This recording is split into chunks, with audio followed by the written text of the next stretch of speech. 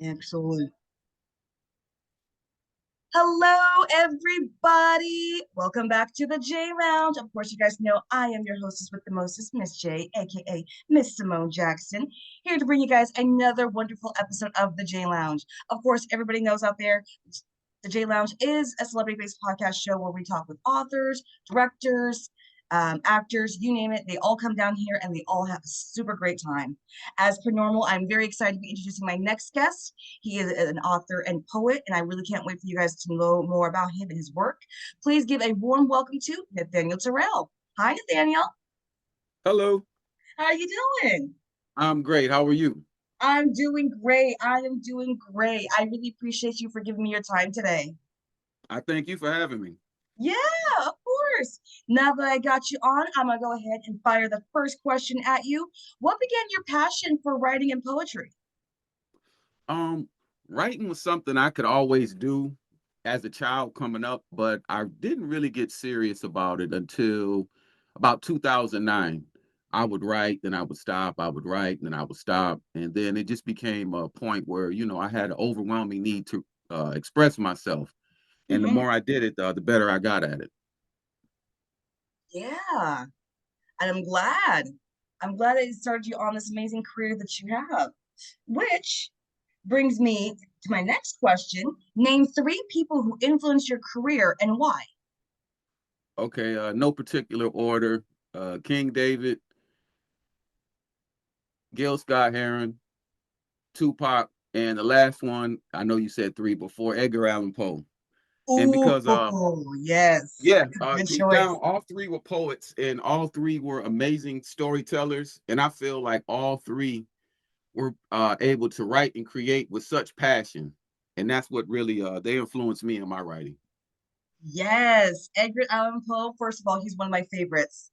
I love it. I love his work. It's always it to me. It was just simply brilliant. There hasn't been another poet to describe, grief kind of like Edgar Allan Poe. So Exactly, I, exactly. I completely agree. He took it and he just I don't know. It's just the way he does poetry, especially with grief. He turned it into a hauntingly beautiful thing. So that's it's just yeah. And then of course Tupac. I mean, come on now, the man was an icon and he was changing the game. And yeah, you're right. He is a poet. He was a poet, and he's just uh if he was still That's alive why when today. people say he wasn't a big lyricist, I'm like, you must not have really listened to what he was talking Thank about. you. Those were Oh my lyrics. gosh, thank Those were you. lyrics, those were ballads. I mean, it was right in your face. I don't get that argument at I all don't when get it people say that. either. I was like, wait. I was like, where did this discourse come from? Where that Tupac is not a lyric? Where did that Right. come from? Who I don't started know. that? I don't know at all. Oh my goodness, I'm with you. It's like you guys must not have been really listening to his music if you don't think Right. he's not a great lyric, okay? Uh, going on to the next question, Nathaniel. Describe your writing style. My writing style is more, I write more as if I'm speaking to people. So it's more as if like if I'm upstage or if I have an audience. It's like I like to consider myself a poet, but I'm just as much as a storyteller as a poet, if that makes sense. Absolutely. Absolutely. And I love books and I love writing that way. When you see writing that is like you said, you're speaking to somebody. It just has more of an impact. It Right. just has more of an impact. So I like that style. I do. I really like that style. A lot of times I'm talking to myself too. You know what I mean? It's kind of my therapy. So you'll Yeah, probably get that from my writing style as well. I do the same thing. And I like that in it's I like that style because it's like we're giving a little sneak peek into your thoughts. You know what I mean? Right. And it's unfiltered, raw, and yeah, to me that is a way for people to connect with you. They're seeing your thoughts unfiltered. And so it's making more, like I said, it's making more of an impact. So It's almost an invitation, you know. exactly, exactly. An invitation to your inner thoughts, showing, yeah. It's kind of like a private theater, and we're giving a showing of your thoughts. I like that. Yeah, yeah, I like that too. Going on to the next question, what books influenced you growing up? Oh wow. The very first one I'd have to say was Fast Sam, Cool Clyde, and Stuff. And Ooh, basically it's about three teenagers coming of age in 1970s Harlem. Stuff, I believe, is moved up. I've read it so long ago. He moved from, I believe it was the Carolinas, and he met with Fast Sam and Cool Clyde, and they basically had an adventure for the summer while he was living in Harlem. ooh, That's my first one. The second one would have to be the story of King Arthur, whether you want to King Arthur and the Round Table, his 12 yes. Knights, Excalibur, all of that story really stuck out with me. A lot of different parables and stories from the Bible stuck out with me growing up. And I'd have to say the last one would probably be Beowulf. Yes. I love the fact that you said that. That's one of my brother's favorites. It's such a great story, like great Oh, storytelling. that is yeah. I prefer the book. I've watched the movie, of course, as is everybody else. I prefer the book. Yeah, the movie Um, was okay, but yeah, the book was much better. yeah.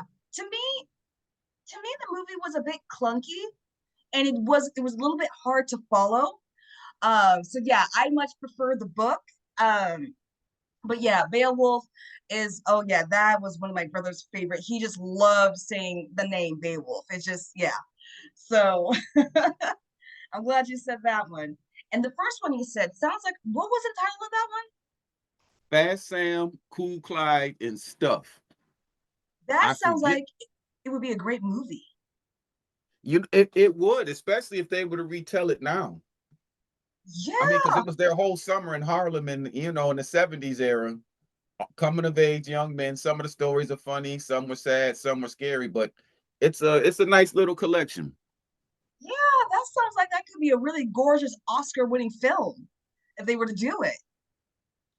I've Yeah, always, I mean, unless I missed it, I haven't seen it turned into screenplay. But if they did, it would be a great, amazing story. I it believe. would. It would. I'm gonna have to check out that book. It sounds really good. Yeah, I read that. I want to say maybe in the seventh grade. I want to say around that area time. Whoa, okay. So it's been around for a while. Yes, ma'am. Excuse All me. right. I'm definitely gonna have to check out that book for sure. Going on to the next question. I want to make sure my audience follows you and your work. Where are you on social media? I'm on X at Nate J Story, YouTube at Nate J Story 4994, Instagram at Nate J Story, and I believe that's and on TikTok at Nate J Story. And of course, I highly encourage my audience. Make sure you follow Nathaniel Terrell on all social media platforms, TikTok, Twitter. I'm not calling it X. I'm calling it Twitter. Okay. We're used to calling it. Twitter X, right. That's my little act of rebellion. There you Twitter. go. Make sure you follow him. Make sure you give him some love, support, shout out. We want to see more of his work. So make sure you guys follow him and support him. Going on to my next question, what future projects are you currently working on that you can give a little dish about to the J Lounge audience? Well, right now I'm promoting and selling my current book, Before the World Moves On. It's a collection of stories, poems, anthems, and songs. I'm in the middle of also rewriting my previous book before that, Is There Not a Cause? And making spoken word content and videos for all my socials and YouTube channel. All right, that sounds good. Make sure you keep us here at the J Lounge posted. We want to hear more of your projects as they come up. So yeah, Absolutely. yeah, make sure you keep us here posted for sure. Going on to the next question, what goals do you hope to accomplish in your career that you haven't yet? Being on the bestsellers list for an extended amount of time. Yeah, That's one yeah. list. Be a best-selling author and one aiming high for the sky. I either want to win the Pulitzer or the Rubery Book Awards for my work. Ooh, Pulitzer would be wonderful. Yes, That's it would. that's one of those that's just they don't hand out Pulitzers to everybody. No, So they don't. That puts you in a whole nother stratosphere as a writer and creator. So I love how you said that. No, they don't. You said that so matter of factly. No, they don't.